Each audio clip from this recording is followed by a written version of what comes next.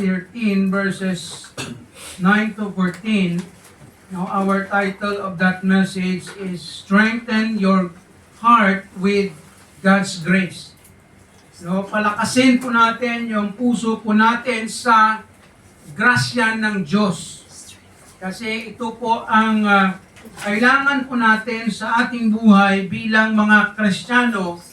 No, kailangan natin magpakatatag sa buhay natin dito sa mundo. Especially sa mga pangyayari sa ating buhay, no, kailangan natin magkaroon ng lakas, which is actually in the Bible, no, sinasabi ng Panginoon, sinabi ng Panginoon kay Paul, naghingi po siya ng, no, nagre-request si Paul na tanggalin ang kanyang mga sufferings, no, ang thorn in the flesh, ano man tong sa kanyang iniinda na mga kasakitan, no, sa kanyang sarili na hiningi niya sa Panginoon na tanggalin. For how many times nag-pray siya, pero ang sabi ng Panginoon, no, hindi ko tatanggalin yan. But my grace, no, is sufficient for you. And it will make you and strengthen you as you go along, no, in your life.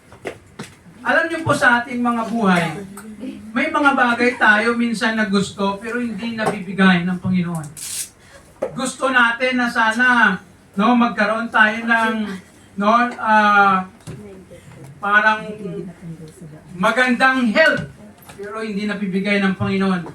Kasi nga He wants us, no, and He wants us to understand and rely on His grace. No, sa kanyang grasya, pag sinasabi po natin yung grasya na yan, no, something na binigay ng Diyos na hindi tayo, no, worthy. That is grace. Actually, ang meaning po ng grace sa theology is unmerited favor of God. Ang pabor ng Diyos na hindi mo kailangan maghirap o wala kang dapat gawin or something, hindi siya merit. Pag sinabi mong merit kasi, no, may gawin ka tapos ibibigay sa iyo yan. Yun ang merit. So, yung grace ng Panginoon sa atin, no, nandyan, at yan ang nagbibigay sa atin ng lakas. Especially sa ating mga Kristiyano na we are experiencing mga bagay na masakit, mabigat, at mahirap. Ganon din sa mga Kristiyano dito. Sa Hebrews, nung time na sinulat ito, as I've said many times, na sinulat ito ng author para sa mga Kristiyano na Hudyo na nagsasuffer, no, nag-experience ng persecution, whatever tragedies in their life, and they want to go back to their old religion because of those pains, hurts, or sufferings. Kaya ang sabi ng author, no, magpatuloy lang kayo. Kaya sabi niya sa verse 9, kung pupuntahan po natin yung passage po natin, verse 9, be not carried about with diverse and strange doctrines. Explain natin yan mamaya. For it is a good thing that the heart be established with grace. Diyan po natin kinuha yung ating title. It is a good thing that the heart be established with grace. Bakit po tayo magpakatatag, no, sa grace ng Panginoon? Or ang tanong pala natin is, how can we strengthen our heart with God's grace? Paano po natin mapalakas ang ating puso? Alam niyo po tayo, mahina tayo. Sino ba sa atin dito malakas? Merong mga tao siguro, they say na parang ako malakas ako sa ganito, malakas ako sa ganyan, no? Especially sa mga circumstances. Pero you know what? Kahit sabihin man o maramdaman man natin o sabihin natin na malakas tayo, there are times and there are areas of our life, no, that we will become weak. Manghihina tayo. Sino ba sa atin dito hindi naka-experience ng panghihina? Robot? Now, lahat po tayo may mga time or many times or many things that will cause us to weaken our heart, our minds, our body. There are many ways na manghina tayo, right? In fact, while we are talking about this, maybe you can say, oh, nanghihina na ako, parang ayaw ko na. Di ba, may mga ganun minsan? Kaya ang Bible, ang Panginoon, no, He keeps on repeating and reminding us that our things to do is to be strengthened by His grace. So ang tanong natin, paano tayo mapalakas ng God's grace? Paano po natin, naintindihan po natin yung God's grace. Alam po natin ang Panginoon, no, sa kanyang grasya, kaya minsan nagagamit yan, by God's grace, by God's grace. Pero minsan ang tanong, are you strengthened by the grace of God? Napapalakas ka ba ng grasya ng Diyos sa buhay mo? Yun ang tanong dyan. And the answer is, paano po tayo magkaroon ng lakas sa grasya ng Panginoon? Number one, focus on God's grace. No, mag-focus tayo, lagi po nating isipin, lagi po natin alalahanin ang grasya ng Diyos sa ating buhay. Ano ba yung grasya ng Diyos pa sa'yo? Ano bang pipicture mo o ma-remind sa'yo, maisip mo na bagay na you can say, it is by God's grace ang aking buhay, kung ano man. Ano ba yung una na papasok sa isip natin when we talk about God's grace? Anong unang naisip mo pag narinig mo yung God's grace? Blessing. Ha? Blessing. Blessings. Blessings. Kung may mga nag-experience ka ng blessing, paano pastor pag walang blessing? Walang God's grace. Alam niyo anong pinakauna nating isipin lagi when we talk about God's grace is our salvation. If you are saved, by God, because of His grace, through Jesus Christ, that is the very, wonderful, meaningful thing in your life, that because of the grace of God, you are saved. We are saved. Kasi alam niyo po, tayo po na Christian. Aminin man natin sa hindi, minsan nakakalimutan natin ito. Tama? No, sometimes we forget that we are saved by God, by His grace, and by His grace, tayo po ay namumuhay. At minsan, marami po tayong na-experience na mga bagay sa ating buhay na Kristiyano na masasabi natin na yun ay mga grasya ng Diyos sa ating buhay. Siguro minsan nakakalimutan natin yung grasya ng Diyos kasi parang wala, Lord, blessing Walang extra. Walang tubo. Kung sa mga tubo-tubo pa na mga, kung ano pa yung mga bagay na sometimes we overthink na parang wala, parang lugi. May mga times na you feel, you see, na parang lugi ka. But you know what? Sometimes, we feel like that because we forget the grace of God. Then, kaya tayo minsan nangihina tayo kasi parang na lumayo tayo o nakalimutan natin na ang grasya ng Diyos is nagpapatuloy yan. Hindi tumitigil yan sa buhay natin. Will you agree to that? Amen. The grace of God is continuing, overflowing, na minsan hindi lang po natin na-realize na ang grasya ng Diyos, dahil sa kanyang grasya, tayo ay still alive and kicking, sabi nila. Especially when we experience failures in life, ang grasya ng Diyos nandyan, hindi yan tumitigil. He openly, freely, binibigay ng Diyos yan sa ating buhay. So, ang tanong ganito, paano po tayo makafocus sa grasya ng Diyos? Ito po sinabi ng author sa verse 9. Kaya sabi niya sa mga Christians, na mga Jew, be not carried about with diverse and strange doctrine. That's the words. That's the principle. Paano tayo mag-focus sa grasya ng Diyos? Number one, huwag po tayo magpadala sa mga iba't ibang mga or strange na mga doktrina or teachings. Ano po ang ibig sabihin ng author? Isa sa problema sa mga Christians sa time na ito, no, kasi gusto nilang bumalik sa kanilang old religion, old belief, old practices. Yun ang mga sinasabi dito na mga strange doctrine or diverse, iba-iba klaseng turo. Turo sa ano? In regard to God's grace. No, opposite to God's grace. Kaya po ito po ang strange doctrine, diverse doctrine, ito po ang mga turo na hindi tama at hindi katulad sa grasya ng Diyos. Specifically, the grace or the teachings about salvation. No, about salvation. Kaya alam niyo po sa ating buhay especially, marami na pong mga reliyon, iba-ibang grupo, iba-ibang mga reliyon sa time nila. Ilan lang yung reliyon sa time ng mga apostles, disciples in early church.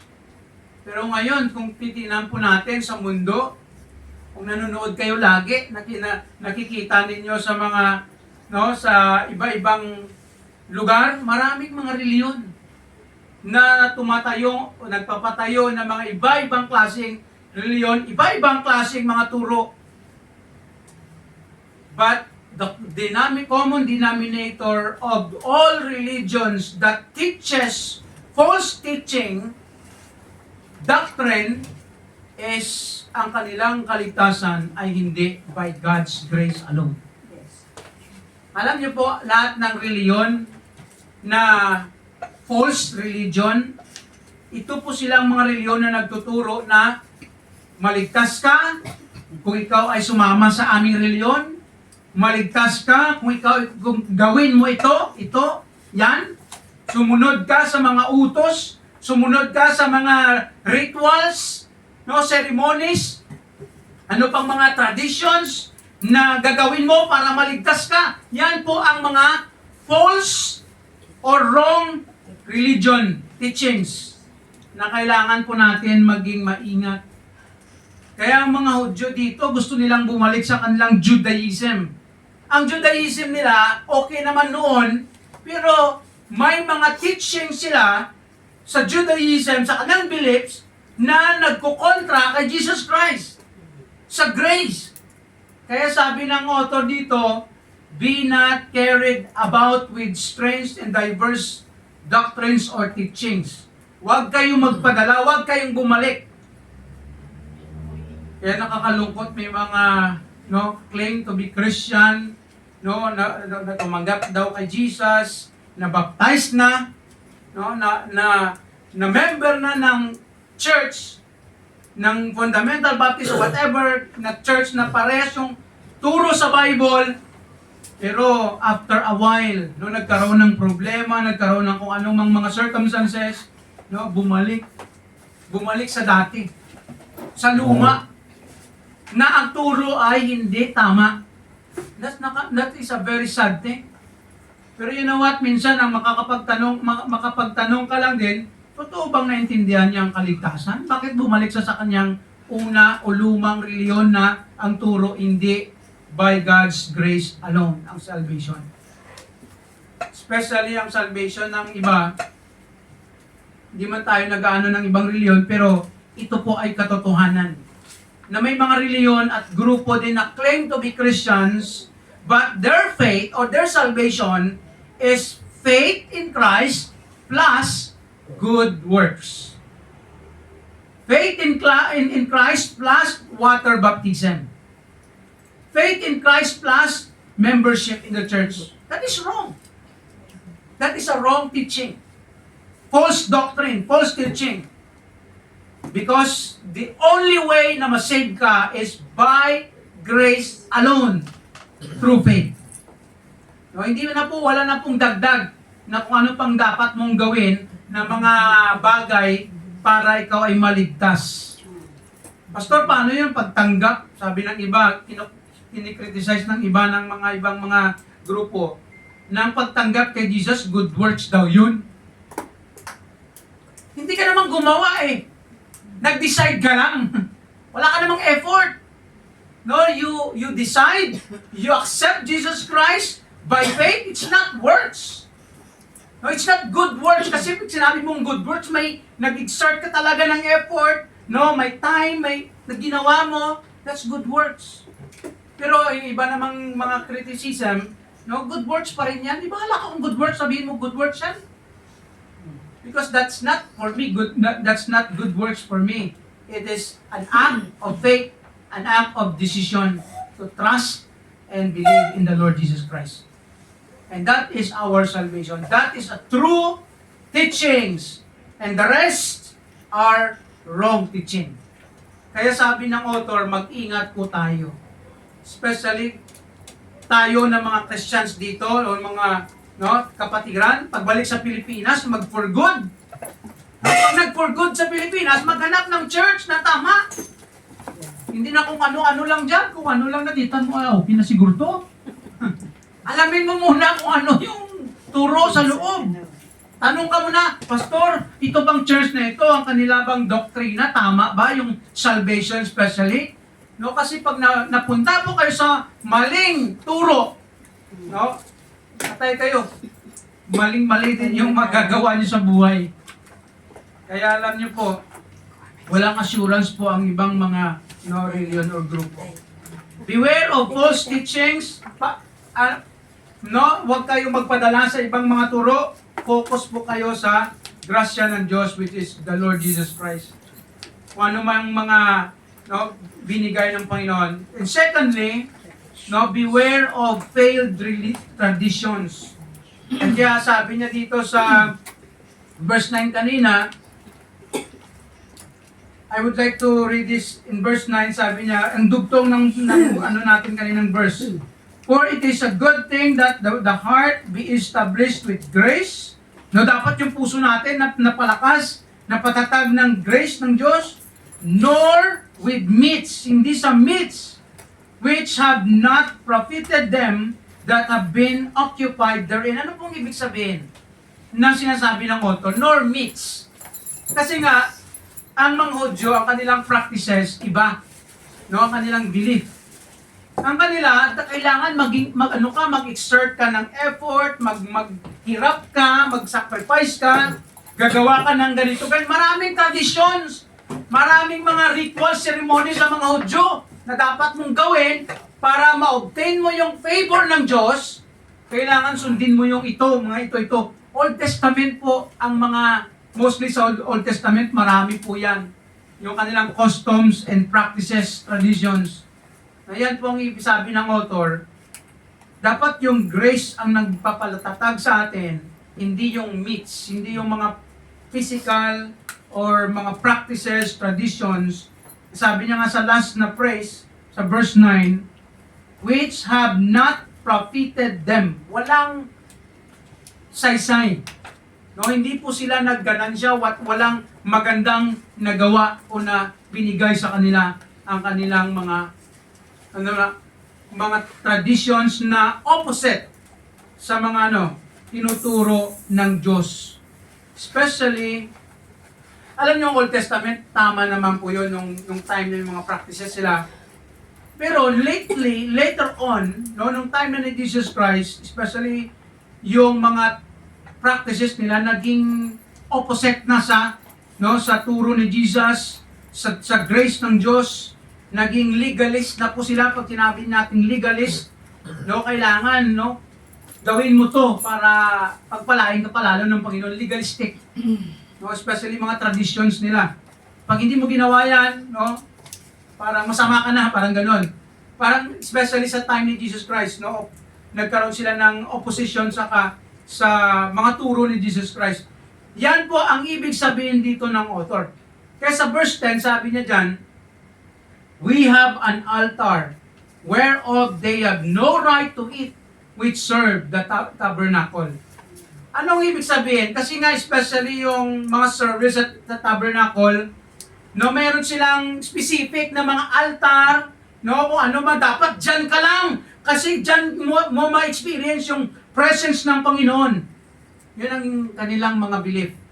Kaya sabi ng author, we have an altar. Ano yung ibig niyo sabihin? Hindi po sa Panginoon, no, hindi po yung, ano tawag nito? Hindi po nagbabase ang Panginoon sa lugar when you come in His presence. Ano, pastor, paano yun? Hindi pala, ang church pala, hindi pala yung lugar na lumapit sa Panginoon. Hindi naman ibig sabihin ganun. Ang point dito, ang pag lumapit ka sa Panginoon, hindi nagbabase ang Panginoon sa lugar, kahit saan ka, pwede kang lumapit sa Panginoon. Isa kanila, sa kanilang tradisyon, sa kanilang practice, para makalapit ka sa Panginoon, dapat doon ka lang sa isang lugar. Especially sa temple, o tabernacle, or altar, na build nila. Yan kasi ang kanilang mindset. Kaya minsan, ganun din tayo, no? May altar din tayo, no? Sino ba sa inyo may altar dito? Alam niyo po sa Christian life, wala na po tayong altar na literal. There's no altar na literal sa Christian life. Kaya tayo wala tayong ribulto, wala tayong kung ano-ano pang mga lugar-lugar na dapat dyan ka lulapit sa Panginoon, kausapin mo ang Panginoon dyan lang, wala na sa iba. Pag malayo ka na, malayo na ako sa altar, okay na. Hindi ganun. Sa Panginoon, anytime, anywhere, you can come because of Jesus Christ. And God is present everywhere. Kahit sa CR ka, pwede kang lumapit sa Panginoon. Kahit saan ka lugar. Eh wala ka rin pagtaguan sa Panginoon. Kaya sabi ng author dito, we have an altar. Kaya ang encouragement niya dito, no, beware of that false traditions, whatever, thinking that you had before, don't go back. Focus on the grace of God. Take note of this.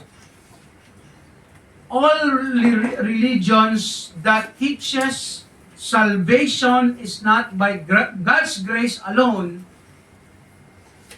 kailangan na nagtuturo na kailangan kang gumawa ng kung ano-ano, are not from God.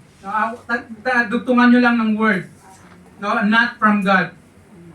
Lahat po ng reliyon nagtuturo na ang salvation hindi by God's grace alone, ibig sabihin may mga dagdag, hindi po yan sa Diyos. Lagyan po ng nata, kasi hindi po sa Diyos yan.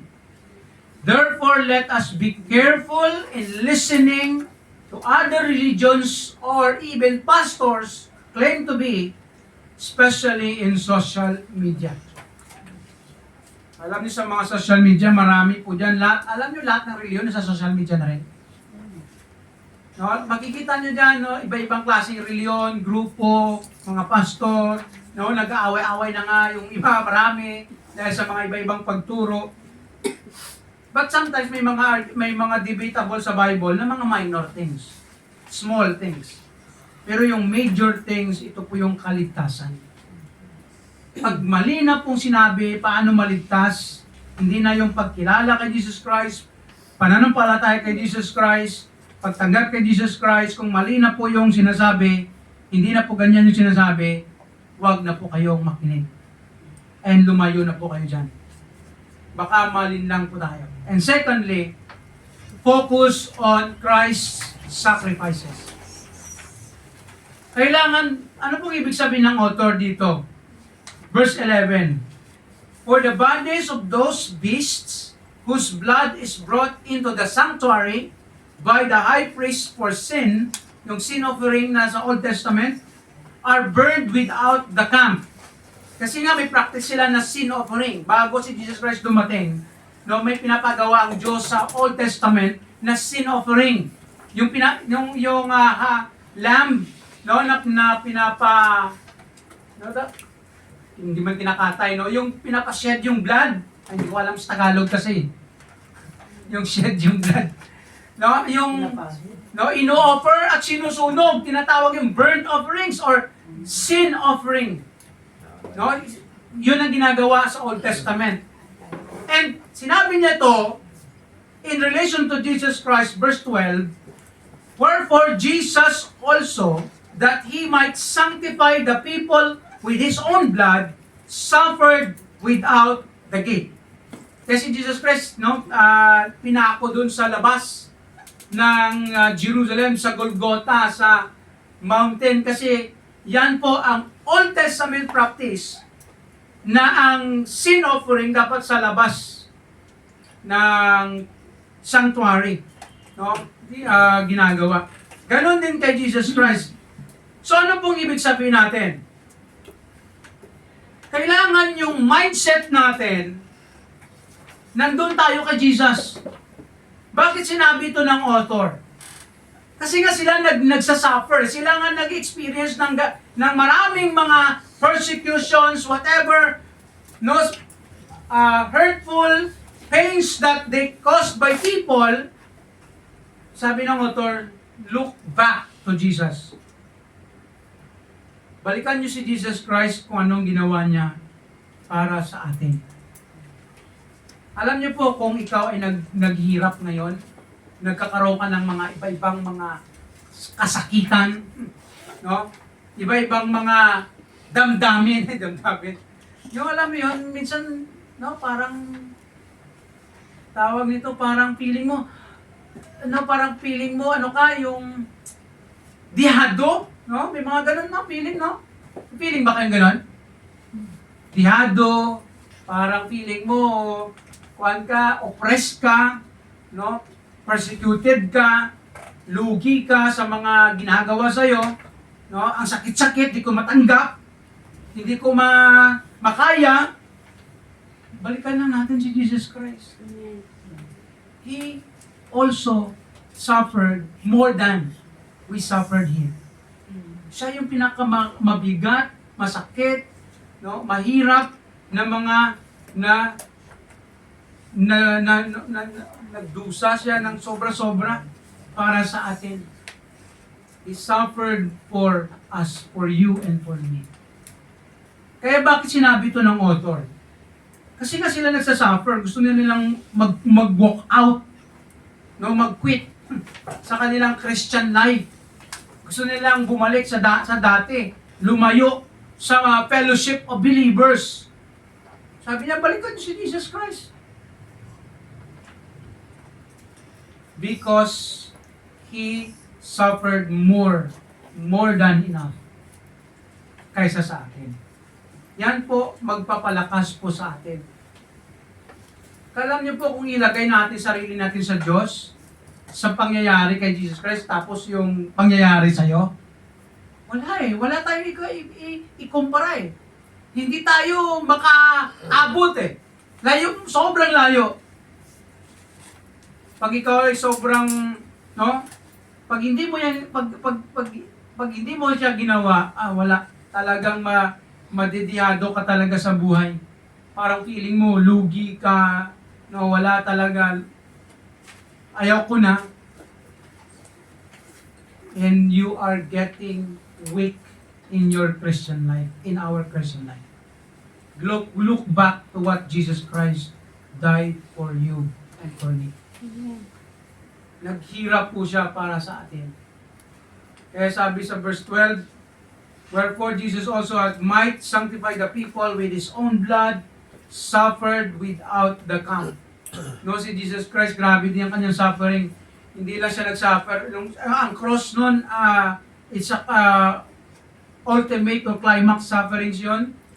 But before that, no, kung maalala ninyo, grabe ang mga pag-torture kay Jesus Christ, pagpahiya sa Kanya, na-describe po yan sa Isaiah. In John 19, verse 17, ano sabi dito ni Jesus, ni John? And He, bearing His cross, went forth into a place called the palace, the place of a skull, which is called in the Hebrew, Golgotha.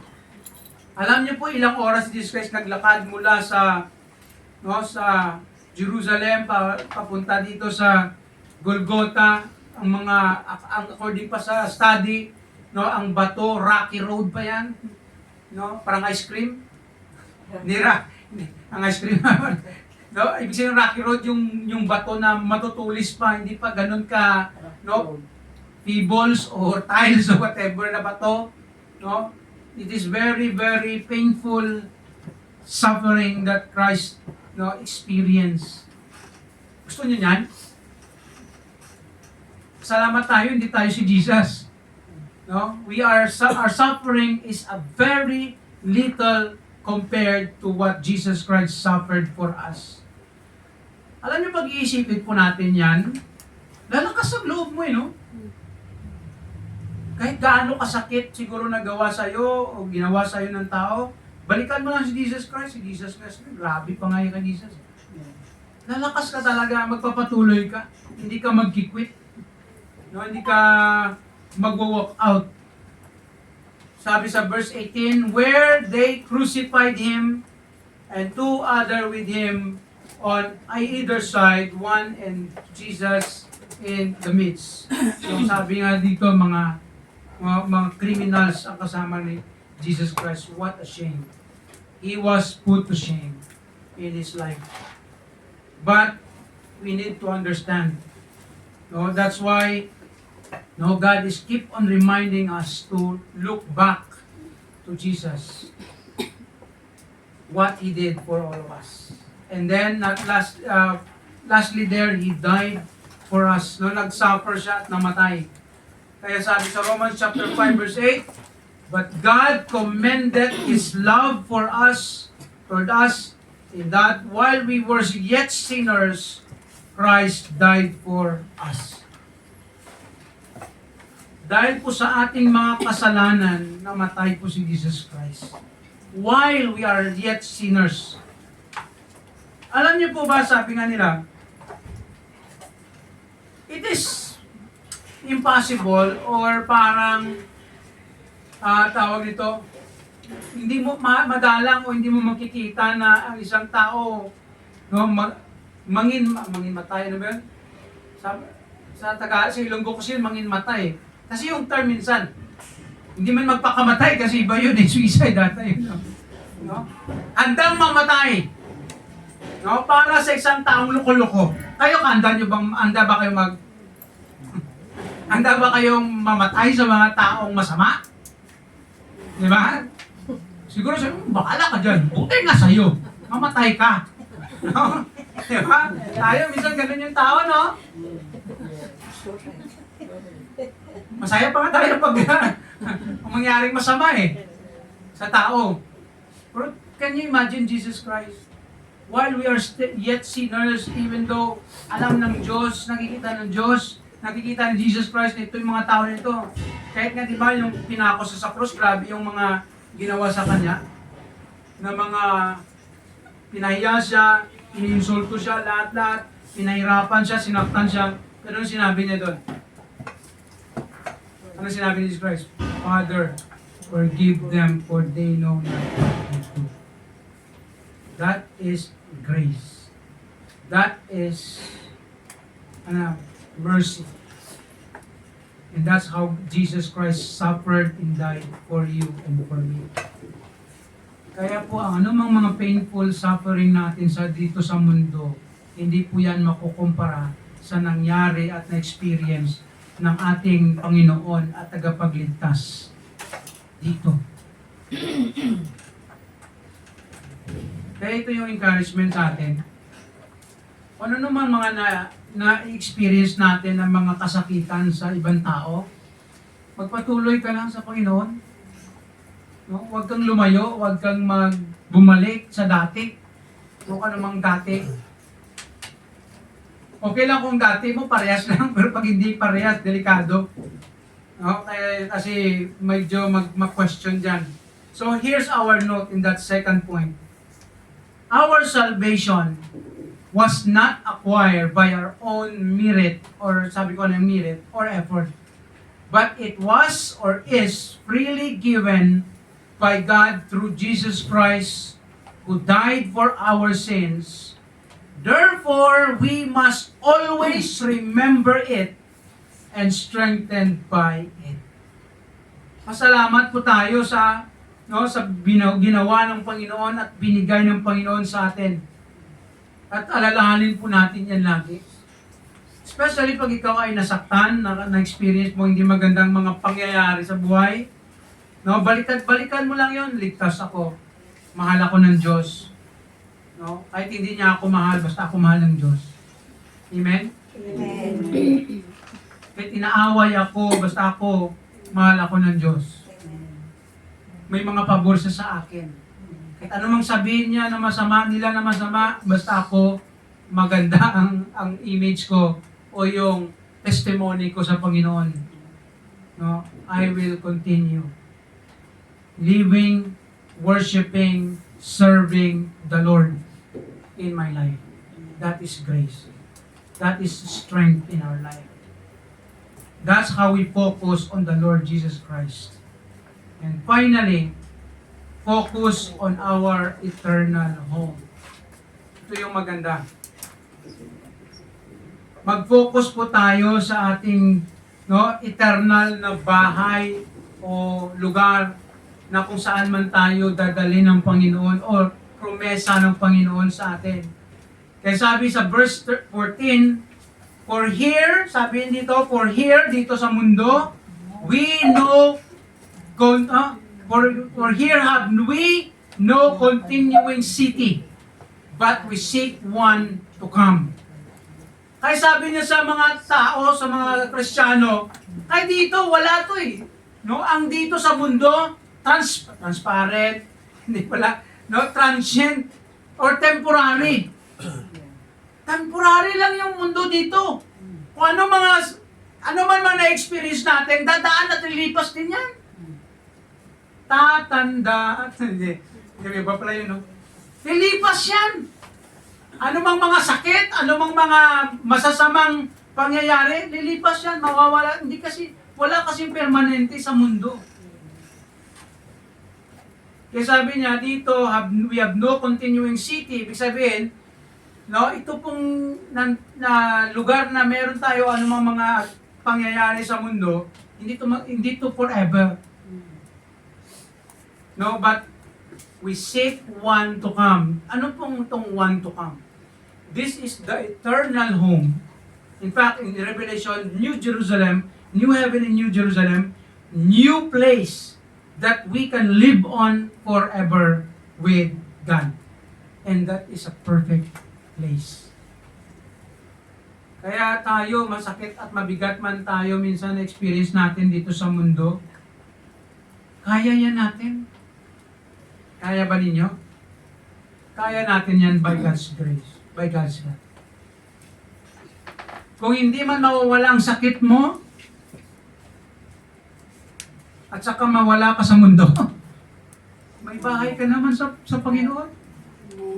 Temporary na naman tayo dito. Sino ba sa atin dito nagbabato sa mundo? Wala naman eh. Diba?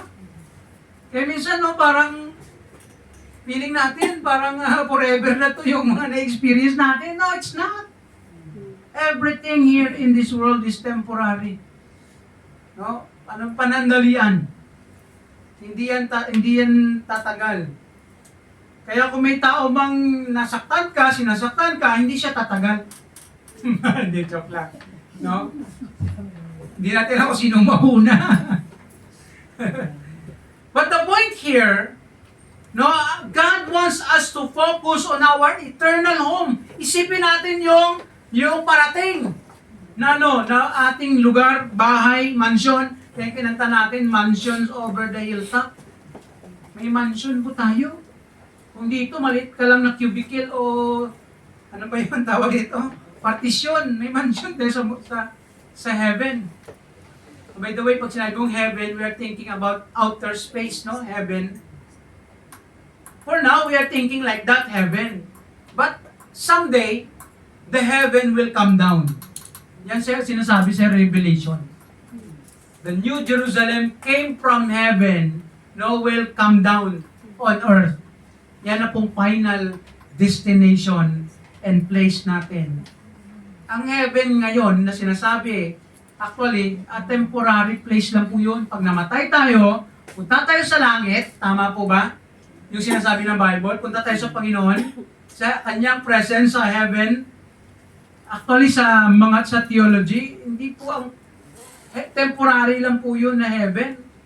Temporary place na pag namatay tayo, kasi babalik naman tayo dito kasama ang Panginoon. Pag, no, ang sinasabi ng Panginoon, pag napalitan na yung lahat-lahat, no, especially yung ating katawan. So, paano tayo makafocus sa eternal home? Number 1, follow Christ's example. Sundin po natin ang example ni Jesus Christ, how He lived in this world, how He walked in this world, how He suffered in this world. Kaya sabi sa verse 13, balik tayo sa verse 13, let us go forth, sabi niya sa mga Kristiyano, therefore unto Him. Let's go back, let's remind ourselves, without the camp, sundin natin si Jesus Christ, no, lumabas din sa camp, sa mga, sa tabernacle, sa temple, bearing His reproach. Anong ibig sabihin? Kung ano man mga nangyari noon kay Jesus Christ, sundin natin yun. Kung nag-suffer siya, okay, let it be.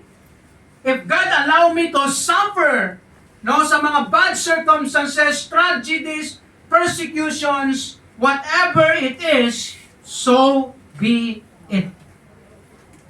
Kaya alam niyo po, ang mga pangyayari sa buhay, out of control natin yan. Tragedy, daming tragedies na nangyayari sa mundo ngayon, tama? Buti sa atin, walang lindol, no? Sa ibang bansa, sa ibang lugar, grabe ang mga lindol, sunog, no? Sa Pilipinas, grabe ang mga hindi magandang mga pangyayari. Pasalamat tayo dito, medyo safe pa tayo dito. Walang gera. Diba? Pero baka bukas meron na.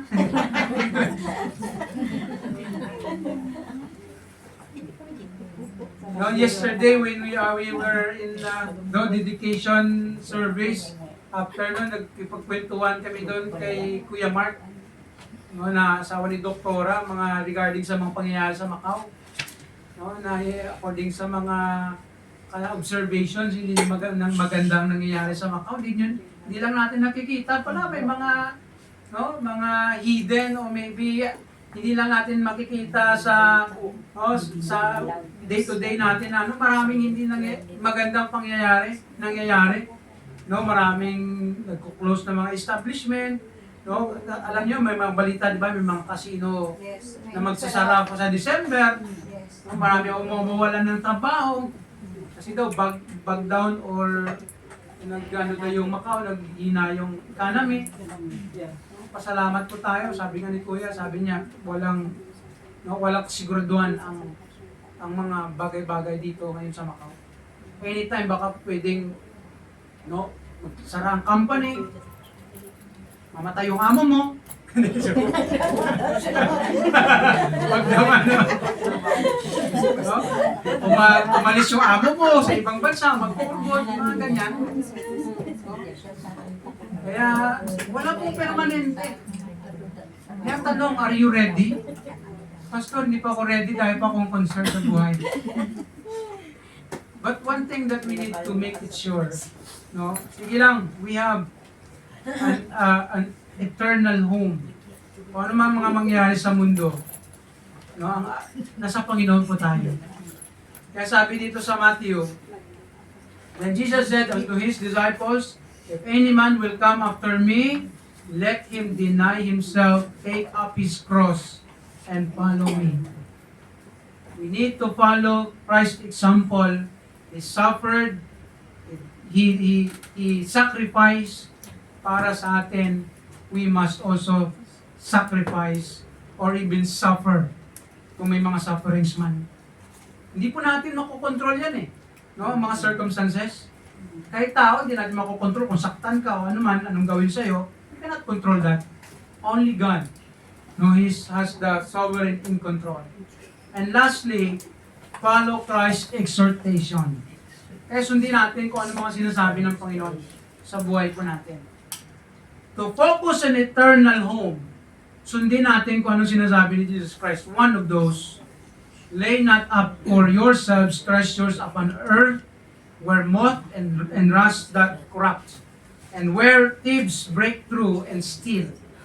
Si Jesus Christ, nung time na sinabi niya ito, kasi sa time nila noon, no, wala pang bangko na katulad sa atin. No, ang pera tinatago kung saan-saan, ililibing o ano man, nananakaw yun, walang security. No, Jesus Christ hindi man nagsasabi, huwag kayong mag-ipon. Hindi po itong punto, ang point ni Jesus Christ. He's telling the people or the followers na dapat yung mindset natin is eternal. Kaya sabi sa verse 20, but lay up for yourselves treasures in heaven, where neither moth nor rust doth corrupt, and where thieves do not break through or steal. For where your treasure is, there will your heart be also. Yan po ang sinasabi ng focus on eternal home, na ang ating mga investment must be my eternal value. Hindi man nasasabi si Jesus Christ na huwag kang mag-save o whatever, no, mag-keep. Hindi man yun. Ang ibig niya lang sabihin, kasi kailangan din natin minsan yan, na ang gagawin po natin dito sa mundo, dapat isipin natin na meron tayong eternal investment na ang ginagawa natin may eternal reward someday. Yan po ang ibig sabihin na, no, na treasures in heaven. Kaya po isa sa mga bagay na magagawa po natin ito, ang pag-invest sa heaven, pag-serve sa Panginoon. Right? Pagbigay o pagtulong sa mga gawain ng Panginoon. Pagtulong din sa iba na nangangailangan. That's the way we invest treasures in heaven. We save for the eternal home. Kaya po, sabi niyo, Pastor, paano na, mansion ba o kwarto? Kasi nag-aaway minsan yung ibang mga, no, mga nag-aaral sa Bible. Ano bang dapat sa gamitin? Mansion ba o kwarto? Kasi mayroong translation na room eh. No, sa ibang translation, mansion. Yung iba naman, room. Ano bang tamang gamitin? Room o mansion? Bahala kayo, pares lang yan. Di-describe lang yan, pero place in heaven pa rin yan. And another thing, as we invest in heaven, no, our investment, it depends on how and what we do on earth. Kung ano mga ginagawa po natin dito, paano natin ginagawa ang ginagamit ang mga resources na binigay ng Panginoon, diyan po makikita. So as a Christians, we are encouraged and sinasabihan po tayo ng Panginoon, focus on the things that have eternal value. Kasi minsan, ang ating iniisip, puro na lang materials, wala nang spiritual, no na value. That's the problem minsan. Kaya we need to be careful. Everything we say and do here on earth will be evaluated in the future before God. I-evaluate po ang mga bagay-bagay sa atin dito. Therefore, let us make it sure that what we do here will have eternal value or rewards in the future. Kung kayo po tanungin ngayon, at kayo po i-recall natin ang mga bagay-bagay, meron na po ba kayong treasures in heaven? Do you have treasures in heaven? Ha? Wala pa? Meron na. No? Meron na ba kayong treasures in heaven? Parang walang may sumasagot Parang hindi po pastor alam. Ikaw po nakakaalam yan. Kung may ginawa ka para sa Panginoon, na dito habang nandito ka sa mundo as a Christian, nag-i-invest ka. Yes. Tumutulong ka, nagbibigay ka para sa Panginoon, that is how your investment.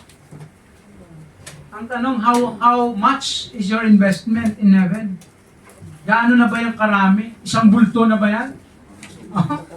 O isang buto? Isang bulto, isang buto. Baka pastor, ano pala siguro yan, ilang buto pala, hindi bulto-bulto.